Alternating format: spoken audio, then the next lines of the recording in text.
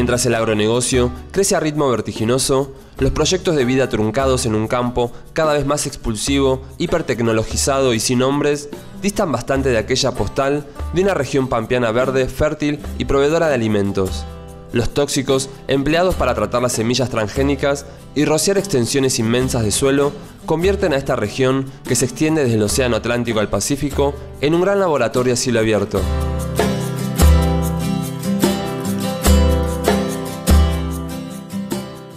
El modelo agroindustrial fundamentalmente está en la pampa húmeda, pero ha tenido la característica de poder haber ampliado sus fronteras hasta lugares impensados. Justamente la instalación del modelo sojero tiene que ver con un avance tecnológico y con la producción y la obtención de semillas transgénicas que no son afectadas por los herbicidas. Entonces, bueno, esto produce el avance del uso de herbicidas como el Roundup, y eso también, digamos, nos va en contra. Los paquetes tecnológicos, ¿no es cierto?, y los programas que largan las distintas empresas de productoras de los agroquímicos, hacen mezclas ya de 3 herbicidas, más 3 insecticidas, más 1 o 2 fungicidas, depende del cultivo y la necesidad que haya. ¿Por qué? Por la gran resistencia que hay. Entonces hoy ya prácticamente es un cóctel químico muchísimo más impactante sobre el medio ambiente y la salud humana que antes. Y cuando muchas veces dicen, no, pero el glifosato no tiene ningún tipo de toxicidad, además que mienten, porque cada vez es más reclasificado, con más advertencias, después de haber ocultado, falseado fraudulentamente los registros hechos por las propias empresas interesadas para que sean aprobados con estudios hechos por ellos, es que además lo que se tira no es glifosato puro. Si tira glifosato puro, el glifosato es una pérdida de plata. Se tira en la fórmula. Si la fórmula que lleva todo eso otro no estuviera conformada como tal, no habría efecto. Es decir, que hay que entender de que la clasificación de los químicos como el glifosato, y como todos, necesita superar la clasificación del daño agudo, llamado dosis letal 50. Y hay que replantearse el estudio de estos químicos sobre la salud en la distancia, después de estos periodos de latencia en donde por ingresar están esperando su turno para hacerse presente y decir, acá estoy después de lo que ustedes me tiraron.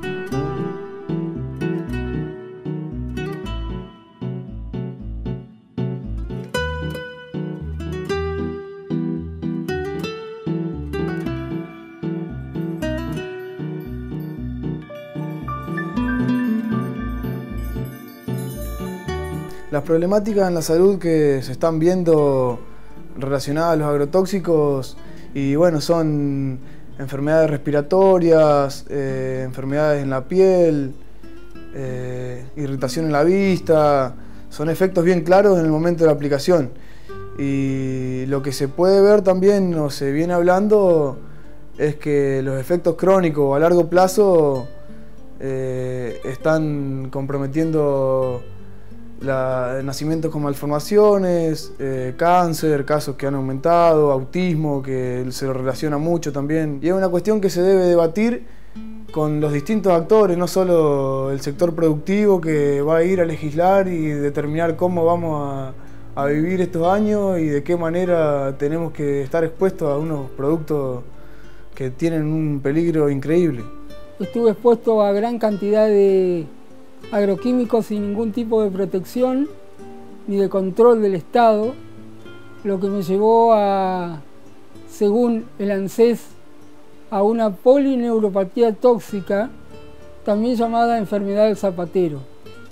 Es severa y con un montón de otros inconvenientes, como es la dermatomatosis, que es la pérdida de elasticidad de la piel, y pérdida casi total y severa de lo que es todo músculo del cuerpo. La vía que tienen nuestros organismos que conocemos de ingreso de la química intrusa, química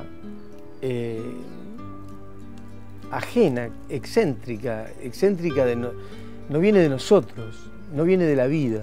La química industrial, la química artificial, tienen vías de ingreso que son, por lo menos las estudiadas, digestivas, inhalatorias y dérmicas. Yo me entero de que este problema existe en el año 2003, cuando estoy haciendo el cuarto año de la residencia, es decir, la pasantía rural de la residencia de medicina general. En ese año yo me traslado con toda mi familia a la localidad de Santa Anita, que queda a unos 100 kilómetros de acá, hacia el oeste, en medio de una región sojera. Cuando pasaron 2 meses que estuve ahí, empecé en marzo, para mayo ya tenía muchos pacientes que me preguntaban si sus síntomas o los síntomas de los hijos se debían a la fumigada. Alergias de piel, broncoespasmos, gastroenteritis. Eso era lo que la gente asociaba con la fumigación.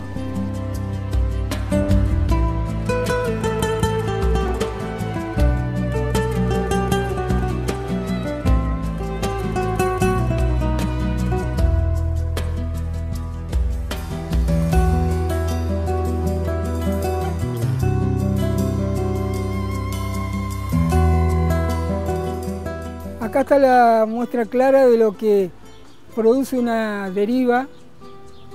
Deriva es lo que sigue flotando en el aire después que el avión fumiga, el mosquito fumiga, que llega a distancias incalculables. Como verán, en este caso, la planta recibió una de esas derivas. Increíblemente, como verán, y es importante que enfoquen el resto de la planta, no van a encontrar otro bajo que tenga ese problema. No es problema de falta de nutrientes, como marcaron, falta de hierro o alguna otra cosa. Vean la asimetría del veneno. Nunca una planta perdería la clorofila hasta la mitad de la nervadura y la otra parte de la hoja común. Las 3 vías que hasta ahora percibimos como las que incorporan supuestamente a estos químicos son a través de vectores, son de vehículos que están impactados. El agua que ingerimos, no hay embotellado que valga. No hay embotellado que valga ni hay potabilización que valga. Porque las plantas de potabilización no discriminan la contaminación química. La vía dérmica, el aire. Ocurre que las enfermedades todavía no alcanzan a tener en un sistema de registros sanitarios una anamnesis, es decir, una memoria tal que nos permita llegar. Como no se puede hacer, yo no puedo decir, a mí me impactó hace 15 o 20 años atrás un trabajo que hice sobre tal cosa que me produjo una inhalación y al cabo del tiempo me produjo la enfermedad. Ya sabiendo cuáles son los grandes determinantes de las enfermedades prevalentes, comienzan a tomarse medidas de eliminaciones ambientales de todos esos determinantes. Los países que lo hacen es porque están tomando resguardo, precauciones, ante lo que saben que va a terminar produciendo en sus poblaciones enfermedades a la distancia. O sea, le cambió totalmente lo que es la génesis a la planta, del mismo efecto que le hace al hombre. Lo que entra no sale y perjudica. No es seco, es falta de clorofila. Si fuera seco, estaría como esta ramita de acá abajo, que es un color totalmente diferente. Esa, ¿ves? Eso es seco. Si vos tocas esta hoja, igual que las otras, pero sin color. Y no estarían ya como siguen estando. Ha sido modificada totalmente la génesis de esta planta. Imagínense lo que pueden llegar a hacer en una aplicación en el campo con los demás, como ellos lo llaman, yuyos, modificándolo años de evolución por beneficio propio, ¿no?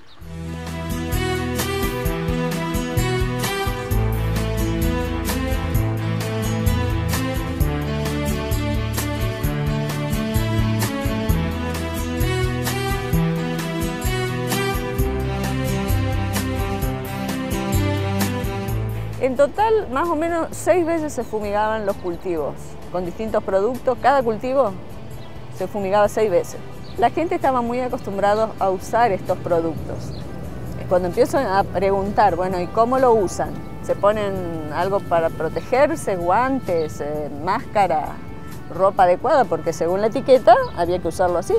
No, ninguna protección, nadie usaba protección cuando usaba agroquímicos o cuando estaba cerca de la fumigación. Entonces, bueno, me puse a investigar. Tráiganme las etiquetas de los productos, a ver qué productos son, porque algunos me decían los nombres comerciales, yo ni idea, digo, no, tráiganme el nombre del producto, tráiganme la etiqueta. Apareció el endosulfán, apareció el clorpirifos, el 2,4-D y el glifosato bendito, que según la creencia popular es el menos tóxico de todos los químicos, demostrado por el doctor Carrasco del CONICET que es embriotóxico, o sea, productor de malformaciones congénitas y productor de cáncer, porque altera el ADN, altera las funciones hormonales normales, o sea, el menos tóxico produce estas cosas, o sea que los más tóxicos, ¿qué producirán? Red tiene 14 o 15 ciudades ribereñas que toman agua por sistema de toma de agua, de bombeo, en sus grandes ríos Paraná y Uruguay. Bombean una planta potabilizadora, ahí se procesa y se distribuye por cañerías. De hecho, los ríos en sus costas expresan la toxicidad que ha habido como volcada en las laderas que terminan yendo por arroyos y por escurrimiento de superficie a conformar parte del caudal que después se bombea para potabilizar y no se analiza. Por ejemplo, si acá yo a 15 kilómetros de Paraná estoy recibiendo mediante los arroyos un aporte de químicos que se están usando en la agricultura próxima a Paraná, tendría que analizar esos químicos si están en el agua que yo estoy bombeando a la planta potabilizadora para ver si esa agua que yo estoy distribuyendo, aunque no tenga olor, sea transparente, sea exquisita, puede tener trazabilidades de químicos que, como no se van a metabolizar, se van a acumular en tejidos y al cabo del tiempo, se llama magnificación biológica, se van a expresar en algún daño. Acá se toman todas las medidas, pero lo que llega acá para que yo lo pueda extraer viene de allá, que está totalmente abandonado.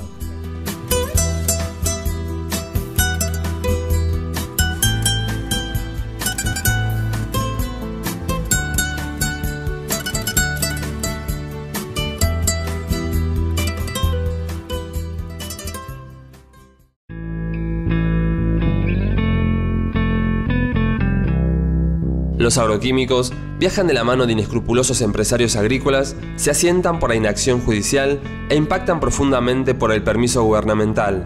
Se trata de un experimento a gran escala que no se escribe en las páginas de los suplementos rurales de los diarios de mayor tirada nacional. Fabián era un empleado de una empresa aeroaplicadora acá de Basavilbaso, donde él junto con otro muchacho más eran los encargado de preparar los cócteles, digamos, de agroquímicos.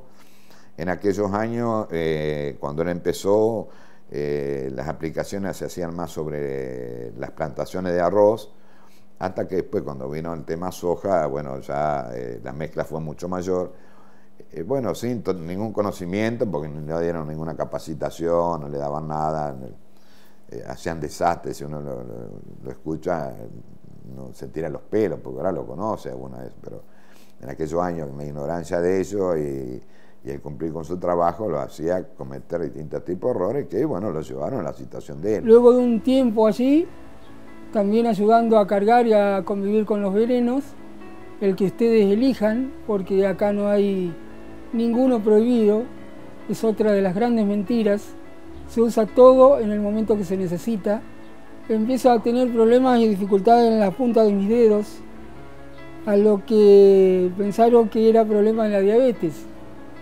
Estuve un año trabajando con el doctor Lescano y sobre ese tema, hasta que un día me dice, a ver, sacate la remera, me dice Lescano. Cuando me saca la remera es ahí que yo percibo, porque no me había dado cuenta, en el estado que estaba mi cuerpo. Empecé a notar que había problemas musculares también. Y bueno, le digo, mira, esto a mí no me cierra, acá hay algo más. ¿Qué otra cosa has hecho vos antes? Porque cuando él me consulta estaba trabajando remisero, ¿no es cierto? Y me consulta porque ya tenía dificultades para manejar. Hasta que cuando una vez veo, le digo, mira, Fabián, decime qué otra cosa hiciste, le digo, porque acá vos ya no podés manejar, yo te tengo que bajar del auto, le digo.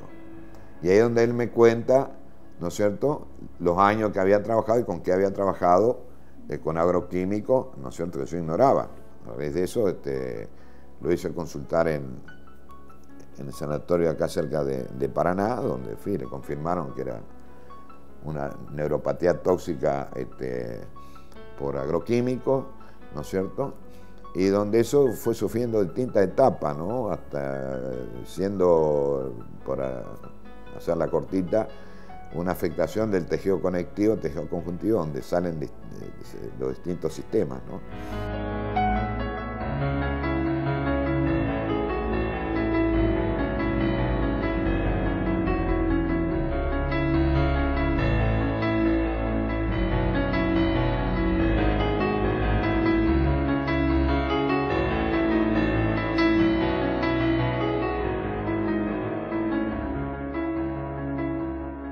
Se están usando venenos potencialmente mortales sobre una población sin ninguna defensa y acostumbrado a usarlo, entonces minimizando el riesgo.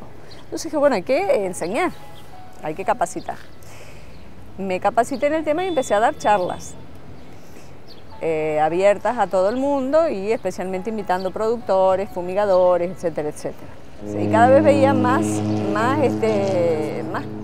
casos diferentes que yo nunca había visto. Dermatitis que se le caía literalmente la piel a pedazos.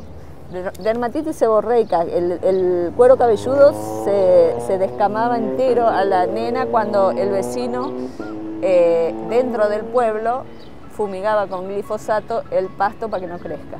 Yo me acuerdo que cuando tirábamos el veneno en los tachos gigantes de aluminio, que iban una bomba y ahí lo cargábamos al avión, nos quemaba la cara el solvente, nos empezaba a arder la cara, y empezamos a llevar crema que a nosotros nos cargaban porque era insoportable, era como un fuego en la cara, y era que iba ahí el veneno, el solvente.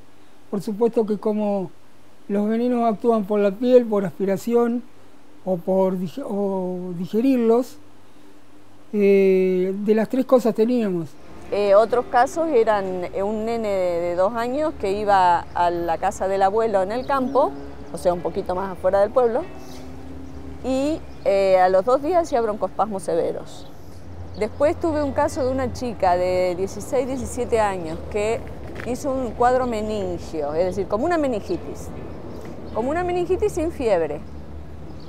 O sea, no era una meningitis, pero tenía la rigidez de nuca, los síntomas de una meningitis. Ahí estábamos todos expuestos. Porque no se respetaba ninguna normativa, o sea, se fumigaba esté el viento para donde esté, a cualquier distancia de lugares habitados, incluso sobre la gente. O sea, no se le decía a la gente que vivía en un campo, miren, váyanse 2 días que vamos a fumigar, váyanse 2 días al pueblo y después vengan. No, se fumigaba encima a las criaturas. Nosotros estamos hablando de los humanos que vamos desapareciendo, y perdonen que sean tan crudos, pero nadie habla de la cantidad de factores que han desestabilizado el medio ambiente, que también dependen de nuestra vida.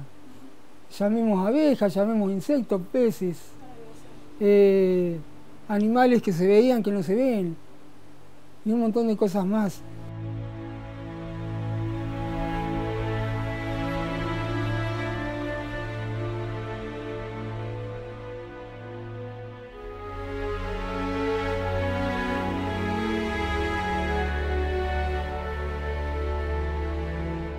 La mayoría de lo que uno ve en el consultorio cuando consultan son problemas dermatológicos, problemas de alergia, problemas respiratorios, ¿no es cierto? Eso es lo más, cuando la gente concurre, porque por ahí la gente no concurre porque sabe que 1 o 2 días y pasa, y bueno, ahora están concurriendo más porque están más están más concientizados, ¿no es cierto?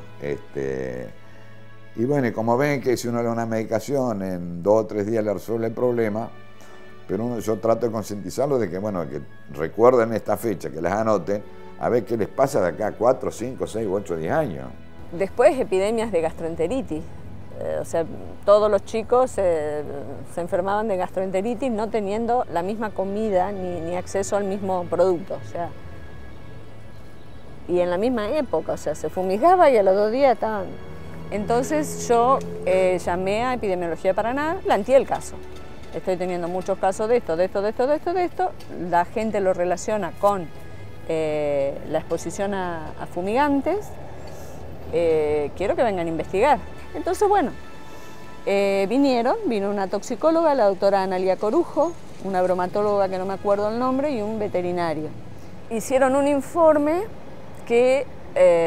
donde decían que toda mi actuación había sido correcta, que los casos estaban, que los pacientes existían, que el tratamiento había sido correcto y que los síntomas se asociaban en tiempo y lugar con la fumigación. El común de la gente hace más hincapié en los problemas económicos que por ahí tienen. Uy, mañana tengo que pagar la luz y no tengo, o tengo que pagar la cuota y no tengo, a decirle, tené cuidado porque esto puede afectar tu salud. No le dan prioridad a eso. Yo no he conseguido de que nadie me diga, sí, tenías razón. A mí me pasó esto por la exposición con los agroquímicos. Tengo gente conocida de que saben de que su hijo tiene problemas renales porque él es fumigador, pero lo siguen haciendo. Como que, no sé, yo no, hay una parte psicológica que no la sé comprender. ¿Será que a mí me cuesta tanto vivir, porque yo lo estoy viviendo, que me parece hasta ridículo exponer a un hijo, ¿no? Por el solo hecho de ganar dinero.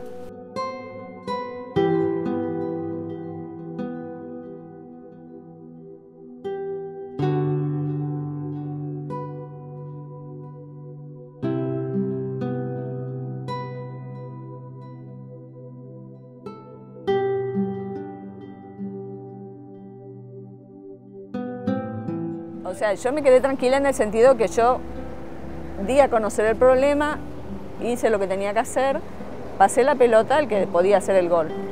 La Dirección de Epidemiología eleva ese informe al Ministerio de Agricultura de la Nación, que es el encargado de supervisar las fumigaciones. Yo ahora digo, poner al Ministerio de Agricultura a supervisar las fumigaciones es como poner al lobo a cuidar las ovejas. Es ilógico. O sea, las fumigaciones deberían estar controladas por los no interesados. Un año después, en un encuentro de epidemiología, que yo ya estaba acá en Concepción del Uruguay, me enteré que el expediente había sido elevado y había sido cajoneado.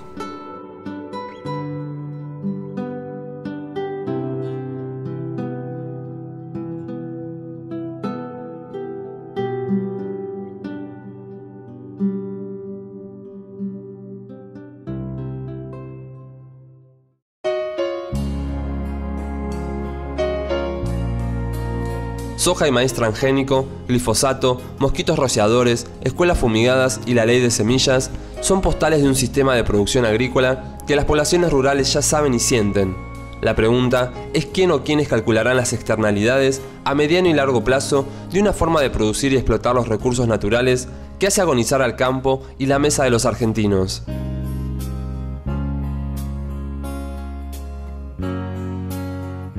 Basa y el base no escapa al resto de toda la zona, digamos, del monocultivo. Está atravesada por la problemática. Bueno, esto más o menos se empieza a notar desde el año 98, que es cuando es el auge de la siembra, sobre todo de la soja transgénica, la RR, donde se empieza a usar el glifosato formulado, junto con los insecticidas de aquella época tradicionales, como uno de ellos era el endosulfán, ¿no es cierto?, donde hoy hay una disposición argentina donde ya está prohibido, aunque por acá todavía se sigue usando, o sea que las normas se cumplen muy poco. Siempre hablo yo de control poblacional y cada día me doy cuenta de que tiene mucho de eso. El campo económicamente, la agricultura nunca estuvo tan bien económicamente como estos últimos años. Nunca estuvo tan bien. Y no creo que haya diferencia entre los pequeños y medianos y grandes productores. Son agricultores en general que trataron de pensar de que porque sembraban menos hectáreas mataban menos. Todo aquel que se dedica a esto está consciente de que está haciendo un mal, porque ellos mismos se mueren. Sé de muchos casos que no puedo nombrar, pero nunca lo van a asociar con esto. Bueno, se llegó un momento de que bueno, la frontera, digamos, agrícola llegó a la orilla, digamos, de la planta urbana. Ocurrió un hecho muy lamentable donde en un barrio de Basavilbaso, barrio San José, ocurrió una mortandad de más de 160 animales y más de 120 personas afectadas por una aplicación de insecticidas en unas hojas que, alambrado por medio, lo que separaba de las casas de ese barrio era el ancho de la calle nada más, ¿no es cierto? Y bueno, ahí me preocupé cuando me enteré y bueno, hablé con los vecinos, que necesitaba para hacer la denuncia algún animal recién muerto, porque según los vecinos se habían presentado 2 notas al municipio 3 días antes, no había habido ninguna contestación, con toda la firma de los vecinos, y hice la denuncia a Fiscalía y bueno, a raíz de eso se logró identificar los 3 productos, ¿no es cierto?, que habían producido semejante desastre ambiental, en animales como en personas, y el propietario, el responsable de ese desastre, tuvo que pagar una multa de más de 100.000 pesos de aquel momento, ¿no es cierto?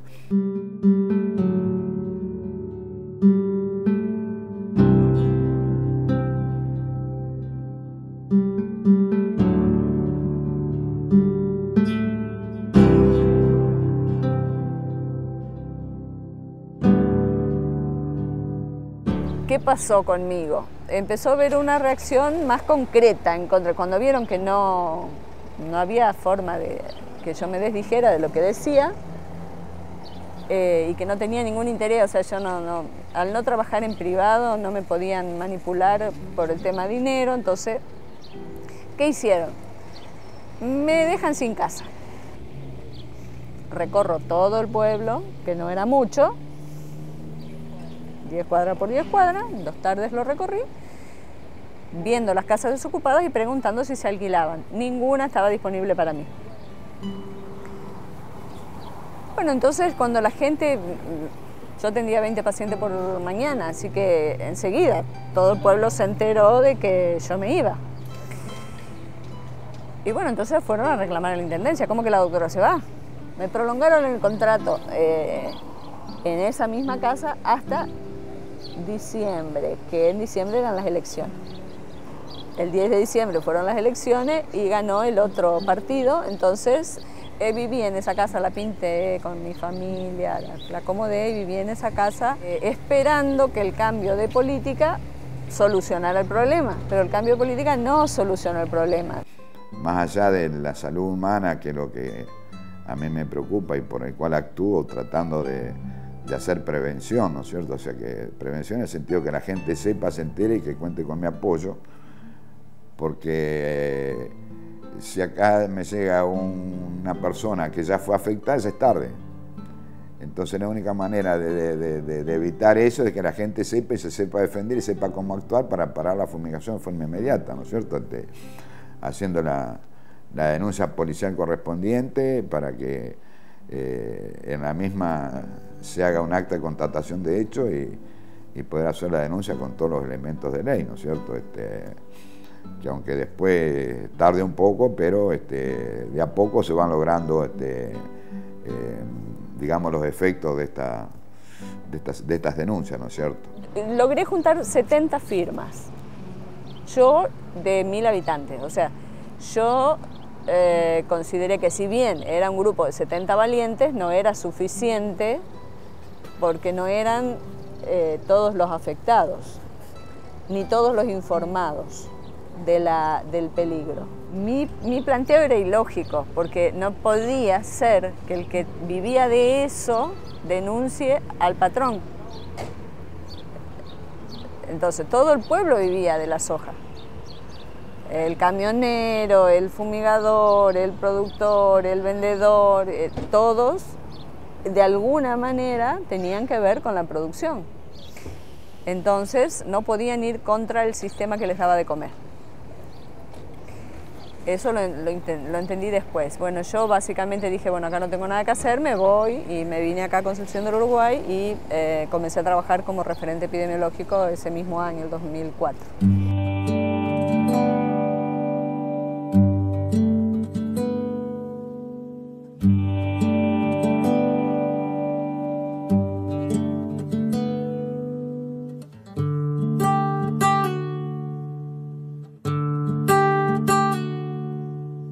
Bueno, hay múltiples acá actores que están, digamos, trabajando en función de sostener o alimentar, digamos, este modelo agropecuario, y, digamos, acá la presencia de los medios masivos de comunicación es clave, porque no hay programa televisivo dirigido al público rural, sin dar nombres, digamos, pero todos aquellos programas que están dirigidos a los productores, a los pequeños productores, a las comunidades rurales, están, digamos, de alguna manera van sostenidos por la publicidad de estas mismas empresas que venden estos paquetes tecnológicos. Entonces es muy complicado, digamos, desde esos lugares no va a salir nada diferente. También es triste, digamos, pensar que hoy la Facultad de Agronomía, que, digamos, es una facultad que tiene un prestigio histórico en Entre Ríos, también, digamos, la formación de los futuros ingenieros agrónomos esté direccionada en este sentido, digamos. Es, digamos, legitimadora de este modelo como modelo único. En los espacios universitarios estas discusiones se vienen dando desde movimientos que lo generan desde afuera, porque la parte oficial de las universidades va por otro camino que viene promoviendo o sostenido por las industrias, que puede ser en el caso de las de agronomía, las productoras de alimentos o de la agroindustria, en el caso de las petroleras, por ejemplo en la provincia de Neuquén, o las universidades o facultades de salud sostenidas por las farmacéuticas. Entonces estas discusiones tienen que generarse desde otro espacio y se pone un poco en discusión, pero siempre venimos desde otro lugar, no con la participación oficial. Cuando nosotros, hay un caso que sirve como ejemplo, digamos, cuando nosotros iniciamos hace un tiempo atrás un trabajo de concientización en la escuela con respecto a estas prácticas agropecuarias, los chicos terminaron todo un taller que se fue haciendo a lo largo de varios meses, con un trabajo de difusión en la comunidad, con unos folletos que ellos mismos habían elaborado, informando a todos los vecinos acerca de los riesgos del uso de agroquímicos, de cuál es el marco legal que debe tenerse en cuenta en las aplicaciones y demás. Nos enteramos a los pocos días de que una de las empresas que comercializaba a los productores de la zona este paquete de productos convocó a una instancia de formación o de capacitación a los papás de nuestros alumnos, a toda la comunidad, en, digamos, un salón comunitario, para contarles, digamos, que, bueno, que estos productos no hacen mal, que no son dañinos, que realmente tienen menos impacto que, como decíamos hoy, menos impacto que un raid que se utiliza para matar mosquitos en verano. Entonces, minimizando, digamos, la toxicidad de estos productos. Y esto es gravísimo, porque si vos le vendés un veneno a alguien, tenés que hacerle saber qué consecuencias puede tener, digamos, el estar en contacto con estos venenos. Pero hay otros químicos que ya han sido reconocidos, no tanto por sus equipos científicos de laboratorio, sino porque se les terminaban las patentes. Yo registro un producto y me dan 10 años. Si al cabo de 10 años yo no le hago un agregado que ejemplifique que tiene una diferencia sustancial con lo que estaba aprobado, pierde la patente y puede fabricarlo cualquier otro. Entonces Bayer, que no todo lo de Bayer es bueno, yo diría que no hay un Bayer bueno, Bayer perdía la licencia del endosulfán, que es un clorado que se usa para insectos. El anterior es herbicida, ahora el insecticida se usa para insectos, perdía la patente. Entonces, después que durante 10 años estuvimos diciendo que era un disruptor endocrino, un alterador de sistemas hormonales y podía producir teratogénesis y alteraciones en el niño que iba a nacer por el impacto en la mamá gestante, nunca fue tenido en cuenta. Cuando está por vencerse la patente, sale Bayer y dice: sí, la verdad, hemos advertido de que este producto es dañino a la salud. Entonces las autoridades de la salud pública nacional hacen un reconocimiento y dicen: bueno, se prohíbe el endosulfán, pero como periodo de gracia le permiten seguir comercializándolo hasta el agotamiento del stock comercial.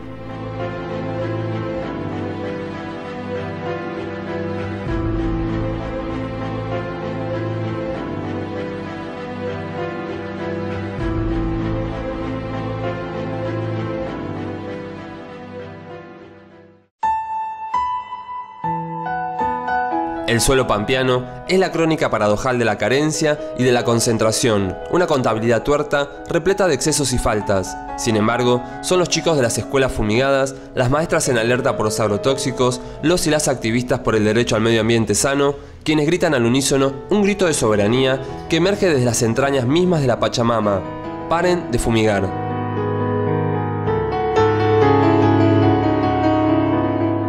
Creo que las prácticas siguen totalmente igual, porque si ustedes prestan atención en el campo van a ver máquinas trabajando donde los empleados de las mosquitos mosquitos se llaman los fumigadores terrestres, no se cubren para nada, o si se cubren con máscara sin oxígeno asistido, que es lo mismo que nada, porque sea por la piel, por la respiración o por la deglución, el veneno actúa. Está diseñado para eso. Un herbicida antes del 95 que se tiraba en un cultivo en crecimiento lo secaba. Ahora esos cultivos no se secan porque han sido concebidos para no secarse, para no caerse. Entonces se cae todo menos él. También nos caemos nosotros. Entonces esa química que comenzó desde hace 20 años atrás ya tiene hijos que nacieron en aquellos años que hoy son papás o están por serlo. Entonces cuando en muchos casos dicen: no, pero son problemas genéticos y no problemas que han sido por exposición de la madre en un espacio rural, como está pasando hoy día, que se quiere disimular el origen de un niño si ha sido rural. Pues dicen: no, pero este chico viene del campo, pero le hicimos los estudios y es un problema genético, no del químico que le tiraron cuando la mamá estaba gestando. Pero claro, pero es que ese papá o esa misma mamá alteraron su genética parcialmente, sin expresión fenotípica, así que no le aparece a ellos, pero le va a aparecer al niño. La problemática acá en Entre Ríos en cuanto a la legislación, se presentó un proyecto de ley por parte de 2 senadores, uno de Colón, el senador Arletas, y el otro de Concordia, el senador Cresto, que lo que buscaban era controlar un poco la problemática de las fumigaciones, porque la ley era antigua, del año 80, con distancias muy insignificantes. Pero en este proyecto de ley, por ejemplo, las fumigaciones aéreas de 3.000 metros de eje urbano las querían reducir a 100 metros. O sea que en cuanto a las distancias era muy regresivo el proyecto de ley. Salió otro proyecto de ley del senador Melchiori de Isla del Ibicuí, que era bastante completo, pero la problemática es que este proyecto también se cajoneó. Bueno, se armó una mesa, se busca el debate, pero el sector productivo no quiere dar participación a los distintos actores.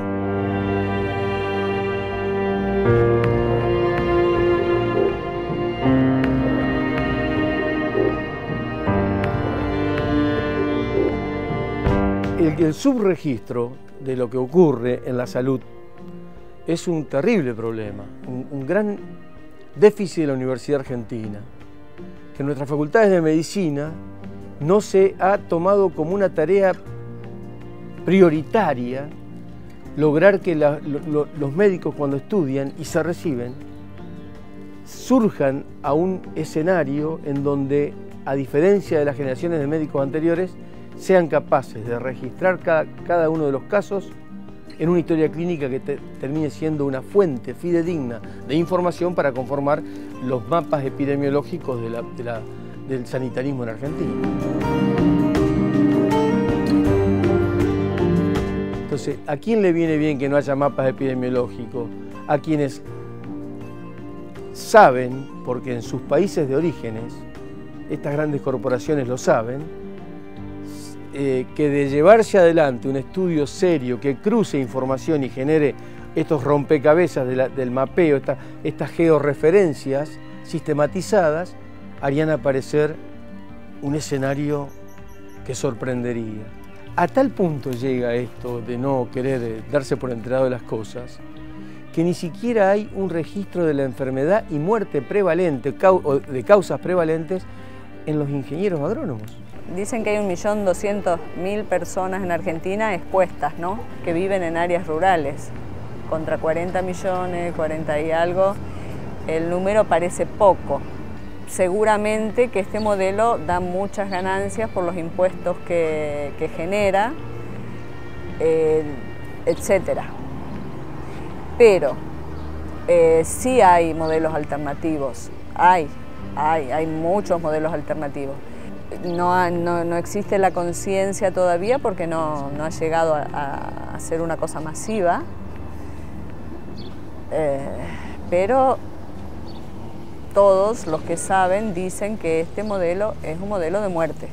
Y bueno, hay otras opciones en el mundo, ya hay un gran avance de lo que es retomar prácticas que son ancestrales, que son, digamos, no estamos descubriendo nada, sino que estamos redescubriendo, viendo que hay otras maneras, lo que es la agroecología.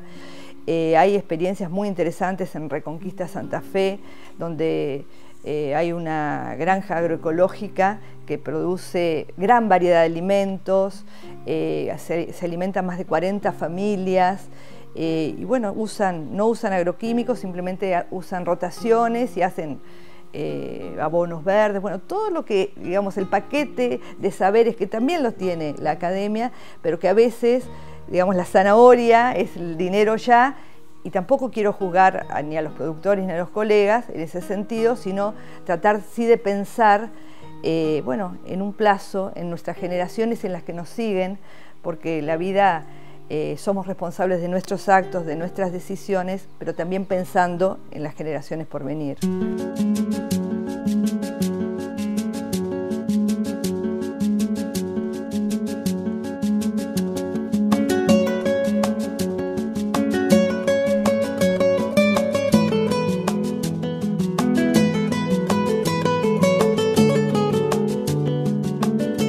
En cuanto a la forma de producir, la Vía Campesina Internacional viene trabajando hace bastante tiempo lo que es la soberanía alimentaria, que es el derecho de los pueblos a tener acceso a la tierra, al agua y a los créditos para poder seguir produciendo, porque las políticas acompañan al otro sistema productivo que es extractivista.